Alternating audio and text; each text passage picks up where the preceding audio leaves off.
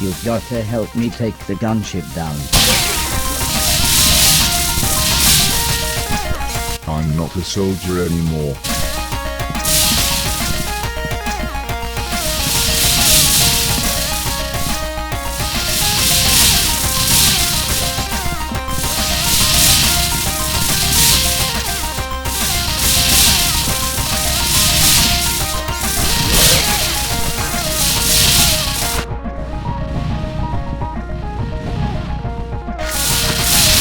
The killer instinct is still inside you deep down. That's in the past.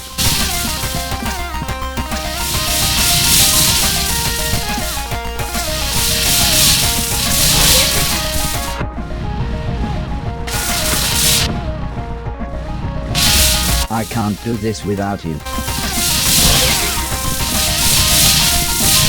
I don't want to hurt anyone.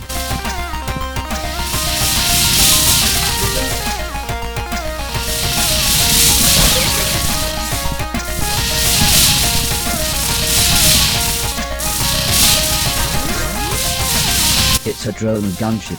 It doesn't have feelings.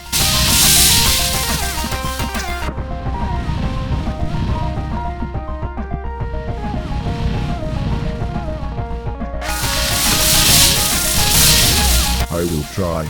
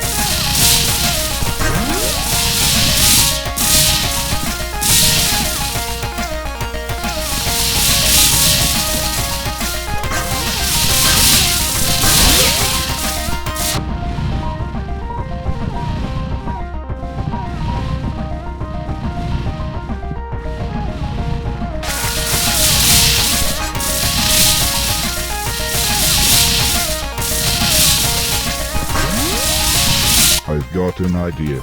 Get me some fuel.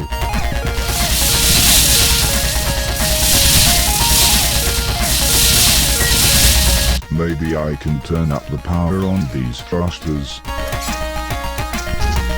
Get the furthest away one first.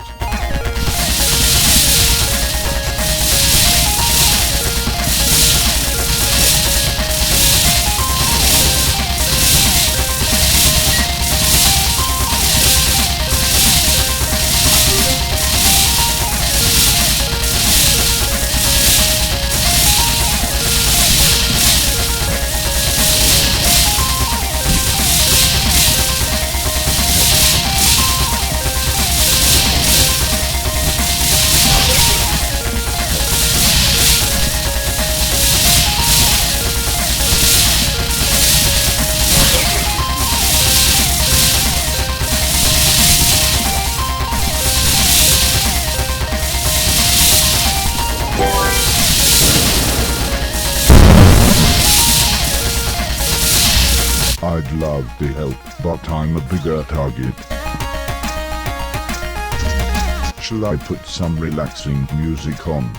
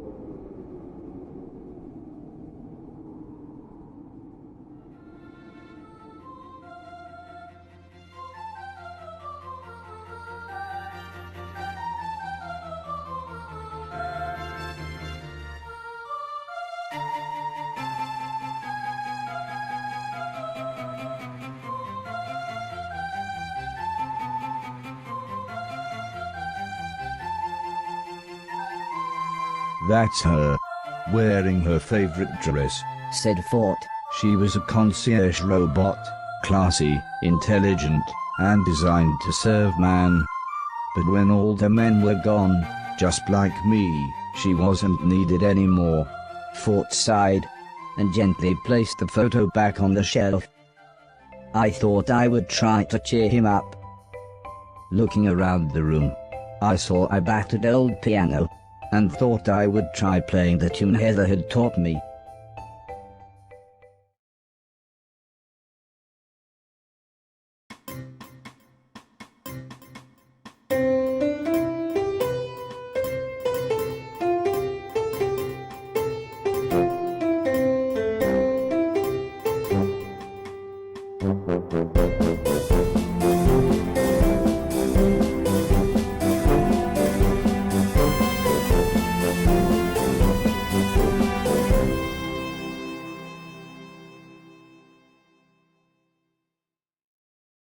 I told Fort how great I thought his house was, and I truly meant it. But I knew I needed to get back to my quest. However, things soon got serious when I mentioned my gloves and shoes. Do you mean the magic shoes of gravity defiance? Fort asked. And Atlas gloves of mighty strength. They sounded far grander when he described them, but I was pretty sure he meant the same things. The sacred artifacts, Fort said, but before I could reply he burst into an explanation about how there were certain things from some kind of half-remembered time that the robot rulers considered sacred and holy. I used to believe in it all, the words, the prophecies, I even believed in the chosen one, said Fort. But after well, I just couldn't swallow all the ghost stories and the nonsense about the afterlife. You know what I mean, buddy. I didn't know about the afterlife, or the chosen one, but I knew ghosts were real. I then began to explain how Mr. Preston had told me the story about how Mrs. Silton had told him a story about the brother of a man who works with her uncle giving a young motorcyclist a lift after a crash outside the Blackwall Tunnel. He pulled up outside the motorcyclist's destination, but when the man turned around, the motorcyclist had vanished. So he knocked on the door and an old woman answered. When he asked her if she had a son, the woman burst into tears and said I did, but he died in a motorcycle accident exactly 10 years ago, just outside the Blackwall Tunnel. And so we began a conversation that would take us long into the night. I shared the various philosophies that the old man had taught me, about life, the universe and Douglas Adams, while Fort explained the robot philosophies, how there was a yearly competition to find the chosen one, how they and only they would deserve the sacred artifacts, and how they would rule the world. It all sounded so grand. But I suppose I was tired. I'd be happy now if I could just sit and play some video games. Eventually Fort stood up. Well, it's late, he said. I need to recharge. How are your batteries? I honestly had no idea how my batteries were, so I smiled and said, I'll be fine here, thanks.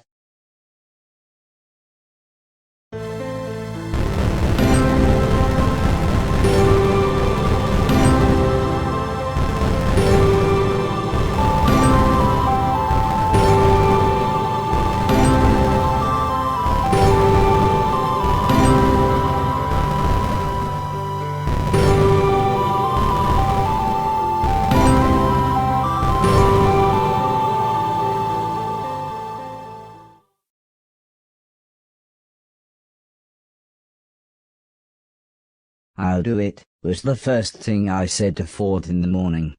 Do what? Came his reply with a strange look. So I explained how I would enter this chosen one contest, get these sacred shoes and gloves, then we would return home and defend the planet from the man in black. Who will, buddy? Asked Fort. Me and you. He had a point, but I knew Heather and the rest of my friends would help. Maybe it was the talk that Fort and I'd had, maybe it was the dream I had last night, or maybe it was just the urge to get home and make sure everyone was safe, but I suddenly felt like I could save the world. "Come on then, buddy," said Fort, "show me what you've got. If you're going to win the contest, you'll have to be good."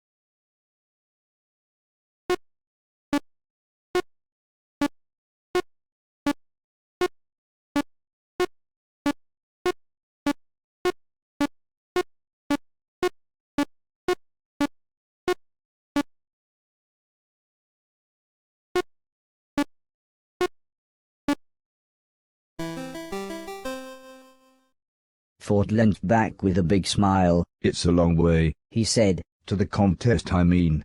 It'll take us months to walk to the robot capital. We had best get going."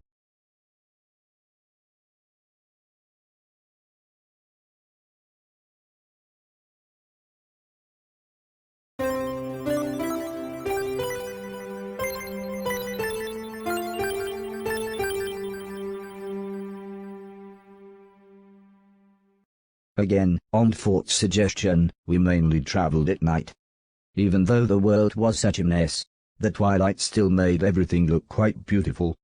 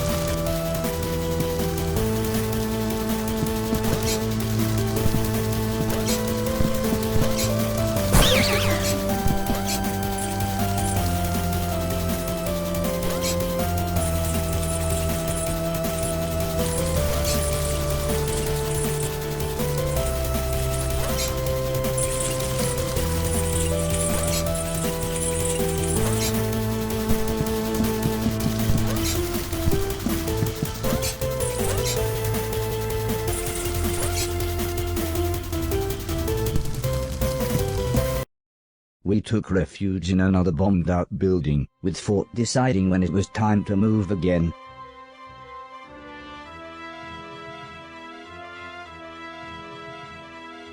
We spent the next few months traveling like this until eventually, we made it to the robot capital city. Fort had told me how the capital used to be a human city, but after the war, the robots had more than taken over. However, I didn't expect a literal cathedral of video games.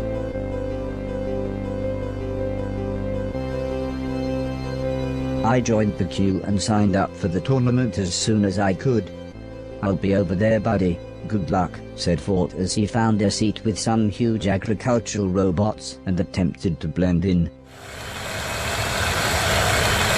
Before the competition began, the host spoke of many rules, laws and grand philosophies, comparing life to various video games.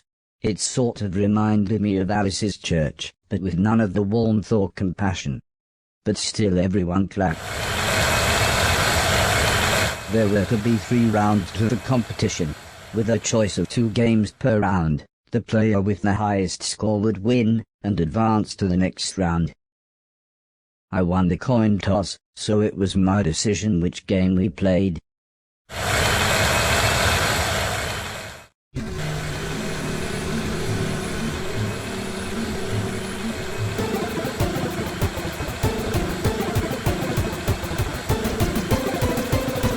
Drive fast and score as many points as you can.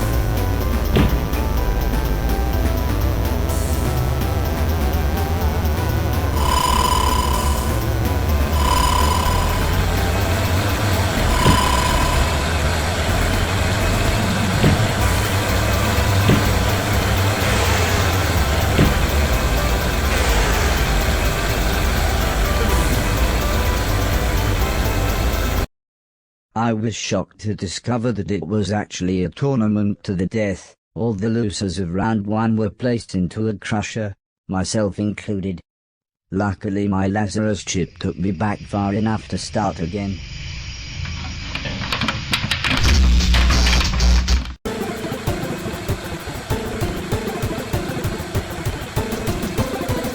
Drive fast and score runners.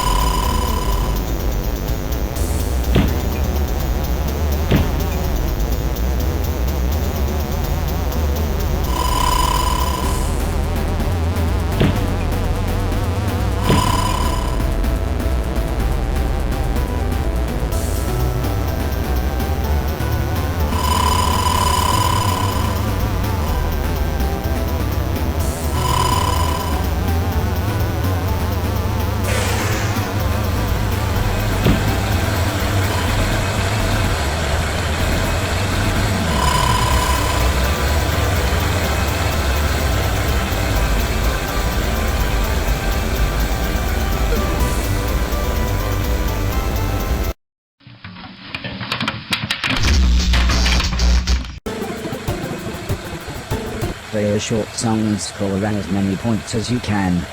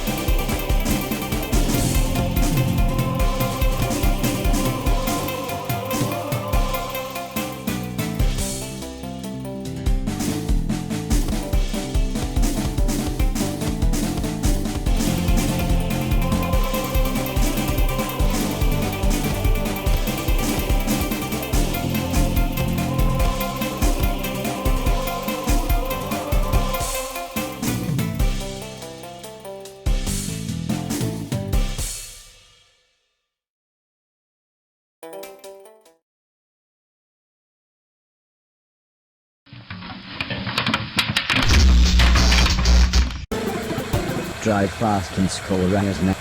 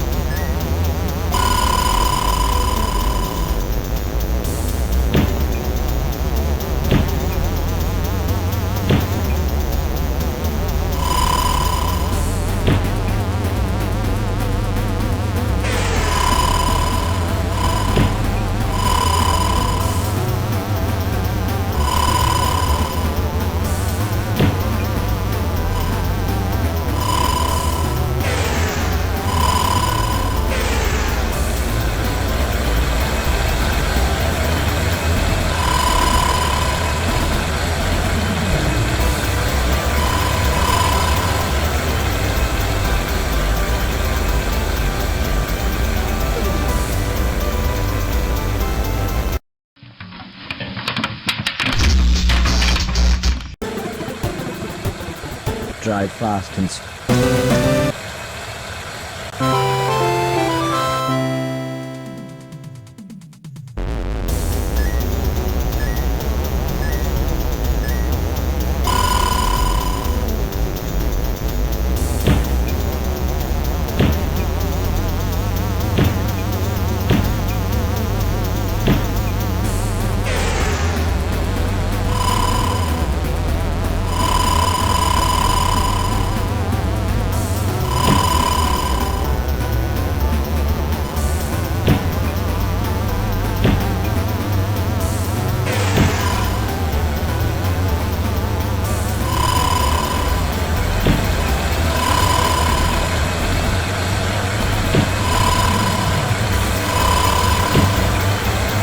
checkpoint.